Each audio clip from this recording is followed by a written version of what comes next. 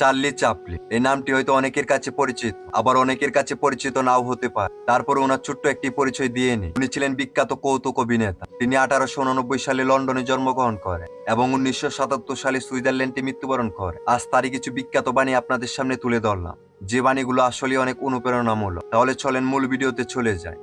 এই পৃথিবীতে স্থায়ী কিছুই না, এমনকি আমাদের সমস্যাগুলোও নয়। আমি বৃষ্টিতে হাঁটতে পছন্দ করি, যাতে কেউ আমার চোখের জল দেখতে না পারে। নিচের দিকে তাকিয়ে থাকলে রংধনু দেখতে পারবে না। আমার দুঃখ কষ্ট কারো হাসির কারণ হতে পারে, কিন্তু আমার হাসি যেন কারো কষ্টের কারণ না হয়। আয়না আমার সবচেয়ে ভালো বন্ধু, কারণ আমি যখন কাঁদি তখন সে কখনো হাসে না। জীবন বিস্ময়কর হতে পারে যদি কেউ তোমাকে মাঝপথে ছেড়ে চলে যায়। আমরা সবাই একে অপরকে সাহায্য করতে চাই, মানুষ এমনই হয়। আমরা একে অপরের সুখে আনন্দ নিয়ে বাঁচতে চাই, কিন্তু একে অপরের দুঃখ নিয়ে বাঁচতে চাই না। বিশ্বাস হলো সমস্ত কিছুর অগ্রদূত। হাসি ছাড়া একটি দিক, মানে নষ্ট একটি দিক। মন খুলে হাসতে চাইলে আগে নিজের যন্ত্রণাগুলোর সাথে খেলতে শিখো। ব্যর্থতা গুরুত্বহীন, নিজেকে বোকা বানানোর জন্য সাহস লাগে। হাসি হলো ঔষধ, যা আমাদের দুঃখ থেকে মুক্তি দেয়। আমরা চিন্তা করি বেশি, কিন্তু কাজ করি কম। জীবন সুন্দর যদি তুমি কোনো কিছু ভয় না পাও।